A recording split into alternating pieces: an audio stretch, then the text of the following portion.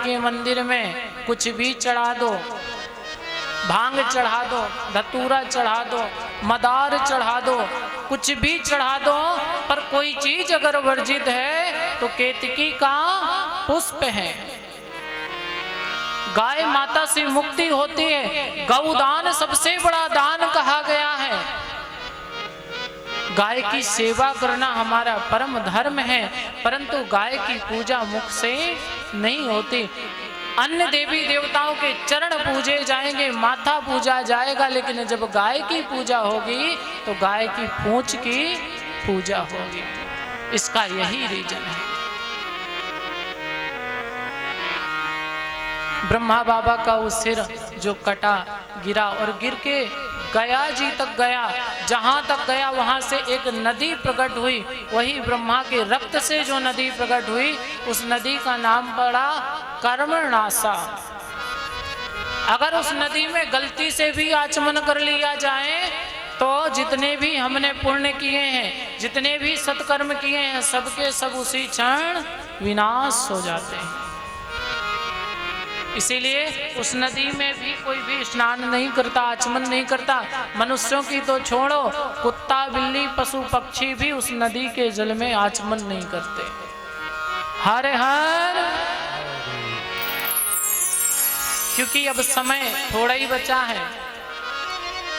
और इतना भी जानते हैं कि आप लोग आओ टाइम से, चाहे ना आओ, पर जाओगे जरूर टाइम से। हाँ, आने के लिए तो अगर कथा 3 बजे चालू होगी तो भी आप 5 ही बजे आओगे, 4 बजे, 5 बजे, लेकिन जाने का समय आपका निर्धारित है। एक बार प्रेम से बोलिए हर हर। बस 5 मिनट की और कथा, उसके उपरांत दिव्य झांकी का दर्शन, फिर आरती प्रसाद।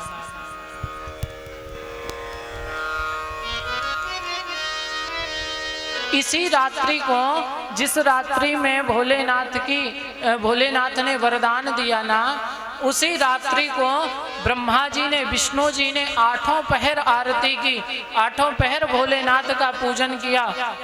उसी दिन से वह रात्रि शिवरात्रि के नाम से विख्यात हुई। आज भी वेद पुराणों में शिवरात्रि के महात्म का वर्णन है और शिवरात्रि के व्रत का बहुत बड़ा महात्म्य है। बोले शंकर भगवान की जय हो। हर हर महादेव।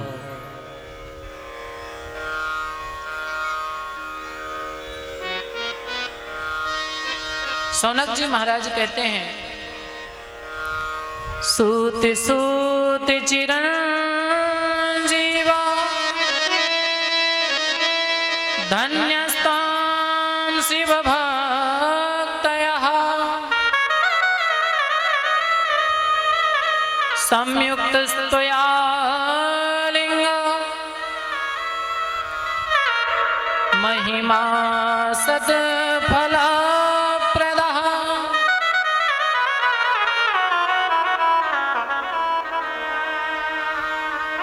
कहते हैं महाराज, सूत जी महाराज आप धन्य हैं।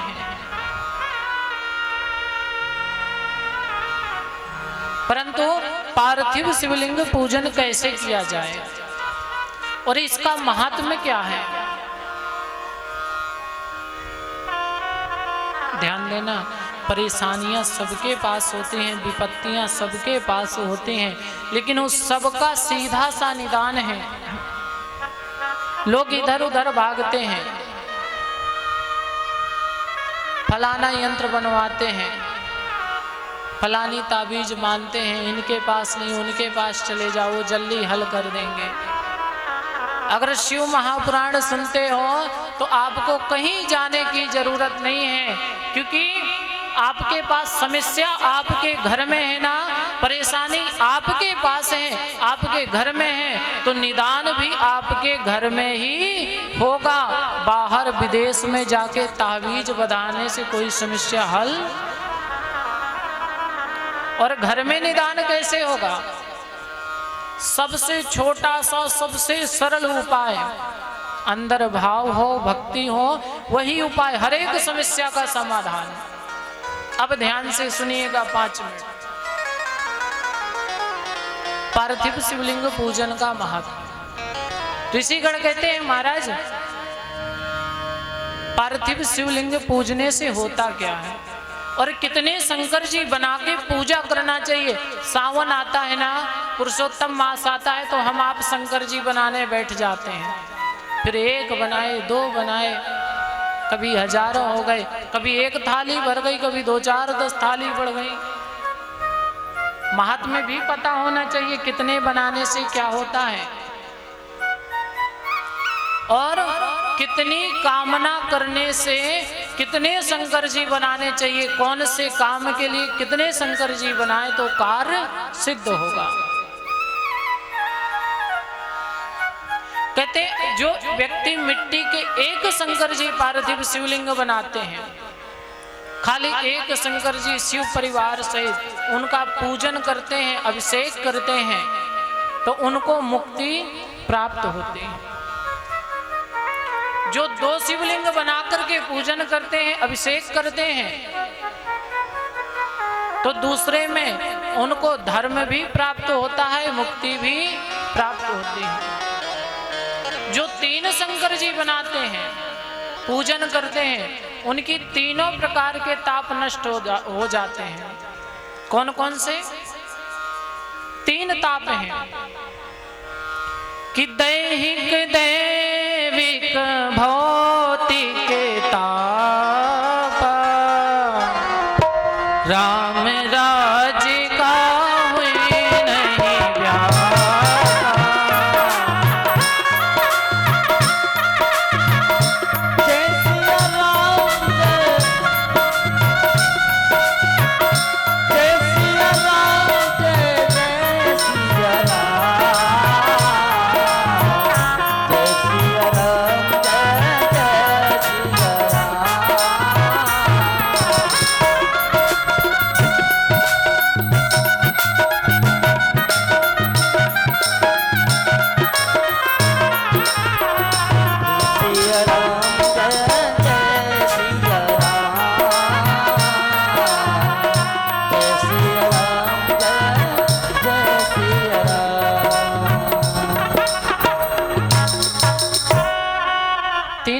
के ताप हैं। कौन कौन से? दैहिक, दैविक और भौतिक। ताप कहते हैं कष्टों को। दैहिक कष्ट कौन सा है?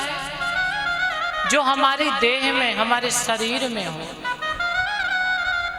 अनेक प्रकार के, कभी बुखार आ गई, बुखार ठीक हुई तो फिर दूसरा हो गया, दूसरा ठीक हुआ, तीसरा मर्ज हो गया। बीमारियों से छुटकारा मिलता ही नहीं। ये दैहिक ताप है, दैहिक कष्ट। दैविक कौन सा है? जो देवताओं के द्वारा कष्ट मिले। सब कुछ ठीक चल रहा है, बीच में ग्रह दशा गड़बड़ हुई और सब कुछ नष्ट भ्रष्ट हो गया। ये दैविक ताप है। भौतिक, जो हो चुका है, बीता हुआ याद आए, कोई ऐसा कार्य हो गया जिसको याद कर करके आंखों से आंसू आते रहे, वो भौतिक कष्ट है। इन 3 कष्टों में ही संसार घिरा हुआ है, चौथा कष्ट कभी है ही नहीं। या तो देह से, या परिवार से, या देवताओं से, या बीते हुए कल से लोग परेशान होते हैं। तीसरी कोई समस्या नहीं। और अगर इनका निदान चाहते हैं तो 3 शंकर जी बनाइए और प्रेम से जितनी भी सामग्री हो सके, अक्षत, पुष्प, बेलपत्री, गंगा जल, दुग्ध, दही, शक्कर, घृत, मधु, जितनी सामग्री हो सके उतनी सामग्री से भक्ति पूर्वक, प्रेम पूर्वक पूजन करिए तो तीनों प्रकार के कष्ट दूर हो जाते हैं। अगर इनमें भी अलग अलग कामनाएं हैं, जैसे कोई व्यक्ति चाहता है कि महाराज हमारा तो सब कुछ ठीक है, बस बच्चा हमारा पढ़ने में थोड़ा और तेज हो जाए, या हम पढ़ते बहुत हैं, याद नहीं होता हमारे बच्चे को, स्मरण शक्ति तेज हो जाए तो उसको क्या करना चाहिए? विद्यार्थी पुरुषं प्रीत्या सहस्रामिति पार्थिवम् पूजय शिवलिंग ही निश्चयात् तत्फलं प्रदम्। जो विद्या चाहते हो, स्मरण शक्ति तेज चाहते हो, विद्यार्थी पुरुष को चाहिए कि 1000 सहस्त्र यानी 1000 पार्थिव शिवलिंग को बनाए और बनवा करके विधि विधान से उनका पूजन किया जाए तो निश्चित रूप से स्मरण शक्ति तेज हो जाएगी। और यदि कोई धन से परेशान है, धन से परेशान रहने वाले व्यक्ति को चाहिए कि 500 पार्थिव शिवलिंग बनवाएं और बनवा करके पूजन करवाएं विधि विधान से, तो उससे धन की समस्या निश्चित रूप से भोलेनाथ खत्म कर देंगे।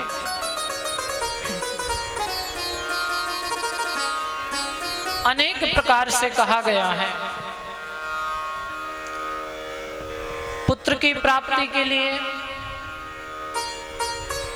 1500 पार्थिव शिवलिंग बनवाएं और बनवा करके दिव्य अभिषेक किया जाए शुभ मुहूर्त में